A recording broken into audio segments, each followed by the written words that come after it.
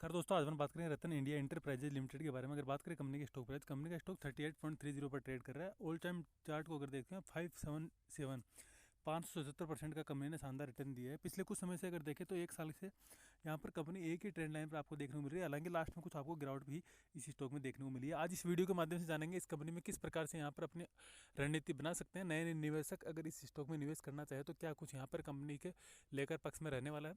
अगर हम बात करें मनी कंट्रोल की ऑफिशियल वेबसाइट पर, कंपनी का मार्केट कैप 5,314 करोड़ का है। अर्निंग पर शेयर 3.02 का है।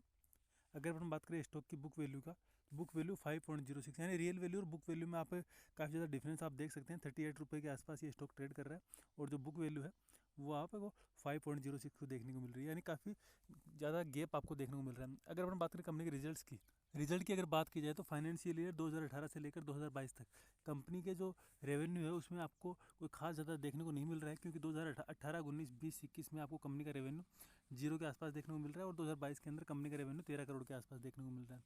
नेट प्रॉफिट को अगर देखें तो कंपनी का जो नेट प्रॉफिट है वो यहाँ पर 567 करोड़ का जो कंपनी का नेट प्रॉफिट भी देखने को मिल रहा है। अगर अपन बात करें क्वार्टरली, तो कंपनी इस साल के पिछले 3 क्वार्टर जून, सितंबर और दिसंबर क्वार्टर की बात की जाए तो कंपनी की सेल्स में आपको अच्छी खासी ग्रोथ देखने को मिल रही है।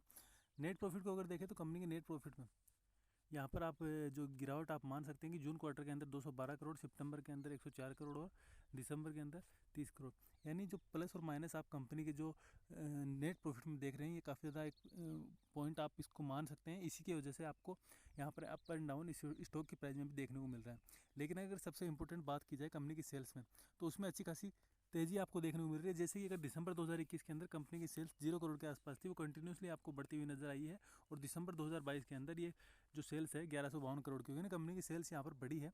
हालांकि कंपनी के जो खर्चे हैं एक्सपेंडिचर ज़्यादा होने की वजह से, जैसे कि अगर बात करें पहले यहाँ पर कंपनी के एक्सपेंडिचर 2 करोड़ के आसपास दिखाए गए थे, उसके बाद में कंपनी कंटिन्यूसली एक्सपेंडिचर बढ़े हैं और लास्ट क्वार्टर के अंदर कंपनी का एक्सपेंडिचर 1165 करोड़ का था।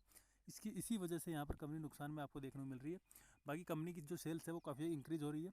एक पॉजिटिव पॉइंट कंपनी के बारे में जो होल्डिंग पॉइंट की है, प्रमोटर होल्डिंग की, जिसमें अगर बात करें प्रमोटर ग्रुप की, तो यहाँ पर उन्होंने अपनी होल्डिंग्स को कंटिन्यूसली इक्वली रखा है। हालांकि कंपनी के जो स्टॉक में आपको पिछले 6 महीने से गिरावट देखने को मिली है, लेकिन यहाँ पर होल्डिंग्स को कम नहीं किया गया है।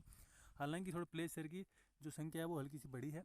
अगर हम बात करें फॉरेन इन्वेस्टर की, तो फॉरेनर्स ने भी यहाँ पर दिसंबर 2021 के अंदर जहाँ 9.03 की होल्डिंग थी वहाँ पर 9.47, यानी उन्होंने भी अपनी होल्डिंग्स को हल्का सा बढ़ाया है। डोमेस्टिक इन्वेस्टर की अगर बात की जाए तो उन्होंने भी इसमें अपनी होल्डिंग्स को हल्की सी यहाँ पर बढ़ती हुई नजर आई है। जहाँ 0.02 की होल्डिंग थी उसको 0.03 की है।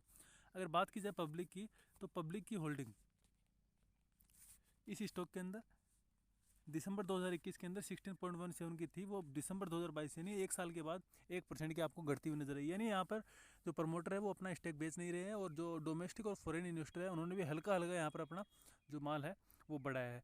यानी अगर कंपनी के बारे में ओवरऑल देखें तो यहाँ पर कंपनी एक अच्छे पॉइंट पर आप मान सकते हैं। लेकिन अगर कंपनी अच्छा रिजल्ट यहाँ पर पुटअप करती है तो यहाँ पर ऑब्वियसली आपको इस स्टॉक में अच्छा खासा रन देखने को मिल सकता है। अगर हम बात करें कंपनी की सेल्स में, यानी कंपनी अपनी सेल्स में कंटिन्यूसली इम्प्रूव कर रही है, लेकिन जो कंपनी के जो खर्चे हैं उनको कंपनी मैनेज अगर करती है तो ऑब्वियसली ये स्टॉक आपको फ्यूचर में काफ़ी आगे जाता हुआ नजर आएगा। क्योंकि कंपनी के जो कुछ कंपनी के अगर वर्क देखें, अगर कंपनी की बात की जाए तो यहाँ पर company they are engage in the business of power generation, transmission and distribution of power and power advisory. तो यानी कंपनी यहाँ पर जो पावर के है इसके सेक्टर के अंदर काम कर रही है, जिसका अच्छा फ्यूचर भी आप मान सकते हैं। अगर आप इस स्टॉक में निवेश करना चाहते हैं तो अपने फाइनेंशियल एडवाइजर से जरूर सलाह लें। आई होप वीडियो आपको पसंद आया होगा। Keep supporting.